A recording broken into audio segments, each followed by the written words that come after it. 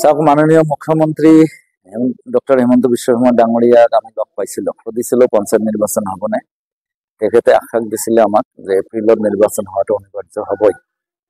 তো যেহেতু এতিয়া ফেব্ৰুৱাৰী মোটামুটি গুচি গ'ল, ইয়াৰ পিছত মাৰ্চ আমাৰ ৰমজান মাহ আছে, ৰমজানৰ পিছে পিছে এপ্ৰিল মাহত যদি নিৰ্বাচন হয়, আমাৰ AIDF দলক শক্তিশালী কৰি আমি পঞ্চায়ত নিৰ্বাচনৰ কাৰণে ইতিমধ্যে লাগি পৰিছো। বিভিন্ন ঠাইত বিভিন্ন জেগাত আমি সভা সমিতি কৰি আছো।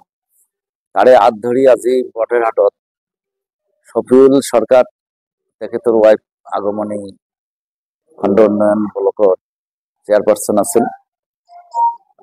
তাইৰ নেতৃত্বত আৰু তেখেতৰ হাজবেণ্ডৰ নেতৃত্বত আজি প্ৰায় 300ৰ ওপৰত কংগ্ৰেছ আৰু বিজেপিৰ মানুহ AIDF দলত যোগদান কৰিল আজিৰ সভাত।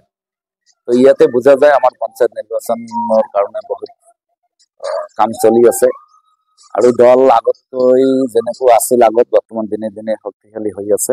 পঞ্চায়তত ভাল ৰিজাল্ট হ'ব।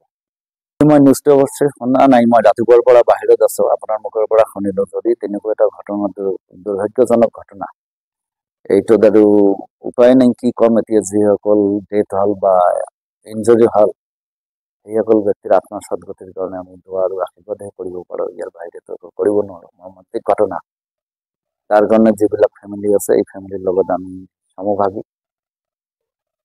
আৰু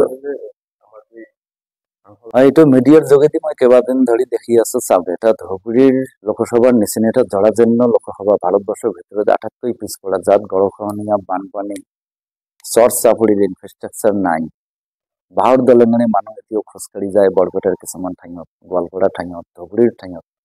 তেনে অৱস্থাত এজন সাংসদ হিচাপে ধুবুৰী লোকসভা ৰাইজে বহুত আশাৰে তেখেতক ভোট দিছিলে। তেখেতৰ উচিত আছিল ধুবুৰী লোকসভাৰ ডেভেলপমেণ্ট তেখেত নকৰাকৈ লখিমপুৰত যাই তেখেতৰ পাৰ্টিৰ এজন সহযোগী ব্যক্তিৰ পিতৃৰ নামত এই আধাৰশিলা এটা স্থাপন কৰিলে আমি দেখা পাইছো। ইয়াত ধুবুৰী লোকসভাৰ মানুহে নিশ্চয়কৈ ধিক্কাৰ জনাইছে আৰু এইটো মোটেই ঠিক হোৱা নাই। যদিও সাংসদ পুঁজি বাহিৰত 10% দিব পাৰে, ধুবুৰীৰ নিচিনা এটা লোকসভাৰ সাংসদ সমষ্টি যত ইমান জৰাজীৰ্ণ অৱস্থা, ধুবুৰীটো ঠিক কৰাৰ পিছত তেখেতে বাহিৰত দিলে এটা বেলেগ কথা আছিল। এতিয়া ৰাইজে বিচাৰ কৰক, তেখেতক জবাবদিহি ইতিমধ্যে কৰি আছে আৰু কৰিব।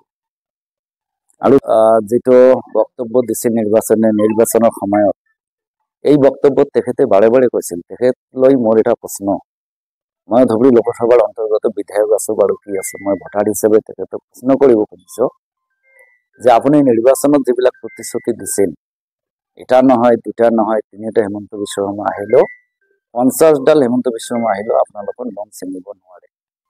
আৰু ৰকিবুল হুছেইন ডাঙৰীয়া নিৰ্বাচিত হোৱাৰ পিছত আপোনালোক গম পায় বৰপেটাত 38জন প্ৰকৃত ভাৰতীয় নাগৰিকক ডিটেনশ্যন কেম্পত সোমালে। ৰকিবুল হুছেইন না পাৰ্লিয়ামেণ্টত কিবা মাত মাতিল, না অসমত মিডিয়াত কিবা ক'লে, নাই মানুহ ঘৰৰ ওচৰত গ'লে। ৰকিবুল হুছেইন মাইনৰিটিক প্ৰতিনিধিত্ব কৰি যদি এইবিলাক কথা ক'ব নোৱাৰে, ই কিহৰ সাংসদ হ'ল, কিহৰ কাৰণে সাংসদ হ'বলৈ ওলাইছে। আৰু তেখেত হোৱাৰ পিছত আমাৰ এই ধুবুৰী লোকসভাৰ ভোটাৰ ডিটেনশ্যন কেম্প এইবিলাক বহুত হাৰে বাঢ়ি গৈ আছে। তেখেত অনতিপলমে ইয়াৰ কাৰণে পদক্ষেপ লোৱাটো জৰুৰী, মই আহ্বান জনাইছো তেখেতক সাংসদ হিচাপে।